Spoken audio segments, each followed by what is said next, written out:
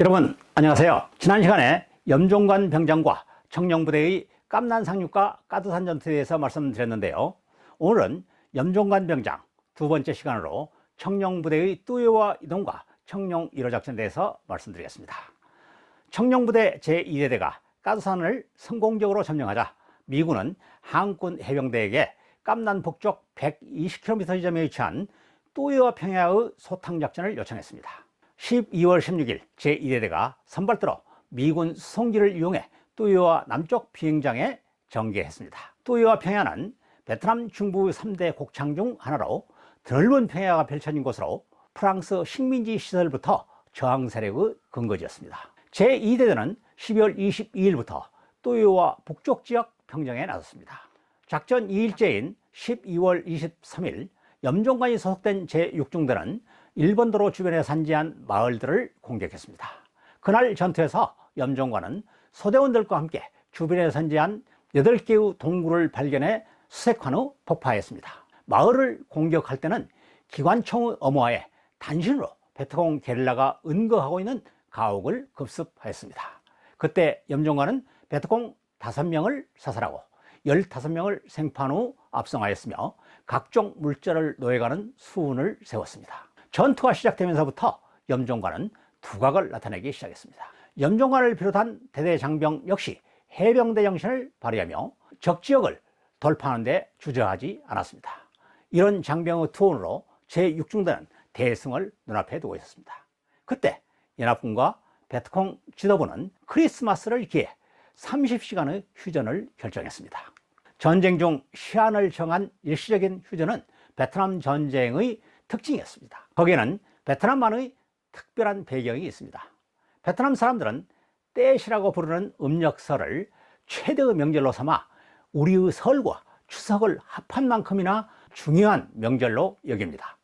그들은 음력설을 전후해 일주일 정도의 휴가를 갖고 조상 숭배와 함께 각종 민속 행사를 즐기는 것이 관례화되어 있습니다. 특히 그들의 조상 숭배 의식은 모든 것에 우선합니다. 이런 주민의 정서에 따라 땐 명절에는 전쟁조차도 일주일 정도 휴전하고 명절을 즐기는 것입니다. 그런 정서를 반영해 연합군은 그럼 크리스마스에도 휴전하자라고 제안해 매년 크리스마스와 음력설에 한시적인 휴전협정을 체결하는 것이 관례화되어 있었습니다. 한시적인 휴전협정에 따라서 염종관 병장과 육중대는 도관에 가두어둔 베트콩 게릴라들이 탄약 상자를 짊어지고 유유히 작전 지역을 벗어나는 것을 바라보고만 있을 수밖에 없었습니다.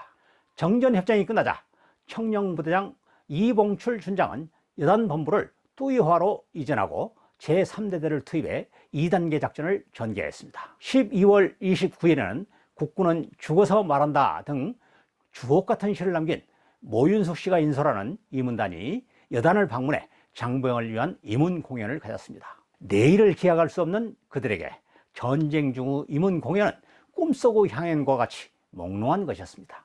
해가 바뀌어 1966년 1월 1일 04시부터 3단계 작전을 시작했습니다. 이 대대는 남베트남군과 연합으로 뚜요와 일본도로 서쪽 산악지대를 공격했습니다. 1월 3일 염종관과 11중대는 화찌 부근의 48고지를 공격했습니다. 화면 요도의 X표시가 염종관이 공격한 48고지입니다. 고지는 나지막한 야산이었지만 바위와 늪, 가시덩굴이 우거진 정글이었습니다. 통로를 새롭게 만들어가는 공격은 더디기만 했습니다. 베트콩 게릴라의 저항도 계속되었습니다. 염종관이 소속된 제2소대장 이종길 소위가 천연 동굴을 이용해 저항하는 베트콩을 공격하다가 장렬하게 산화했습니다. 그 외에도 많은 전사상자가 속출했습니다. 염종관은 물이 가득 채워진 논둑을 따라 이명의 동료와 함께 48고지를 향해 공격하고 있었습니다. 그때 그들의 공격이 빨랐던 관계로 뒤에서 총탄이 날아오기 시작하면서 적진에 포위되고 말았습니다. 그 순간 베트콩 3명이 후방에서 염종관의 공격조를 향해 사격을 퍼부었습니다. 염종관은 즉각 총구를 뒤로 돌려 그들을 제압하고 조원들에게 빨리 뛰어! 라고 소리친 후 자신은 몸을 굴려 지형을 이용해 은폐했습니다. 그리고 죽은 척 하고 있다가 접근하는 베트콩을 기습사격으로 제압했습니다. 염종관의 전투가 몇 차례 계속되면서 실탄이 모두 소모될 때쯤 날이 어두워지기 시작했습니다. 주변에서 베트콩 말소리가 들렸습니다. 그렇지만 아군의 낌새는 어디에도 없었습니다. 그 순간에도 공포심은 없었습니다. 그의 머릿속에는 적에게 붙잡히면 자폭해야겠다 하는 생각뿐이었습니다. 그는 가진 수리탄의 안전핀을 뽑을 수 있도록 준비해두고 개인호를 파기 시작했습니다. 어느 정도 시간이 지났는지 주변이 조용해졌습니다. 그는 중대를 찾아 나섰습니다. 전투 지역을 포복으로 벗어난 후 가시덩굴을 뚫고 바위를 넘어 13시간의 천신만고 끝에 중대에 합류할 수 있었습니다. 모두가 죽는 것으로 알고 있던 그가 돌아오자 중대장을 비롯한 중대원 모두 기쁨을 감추지 못했습니다.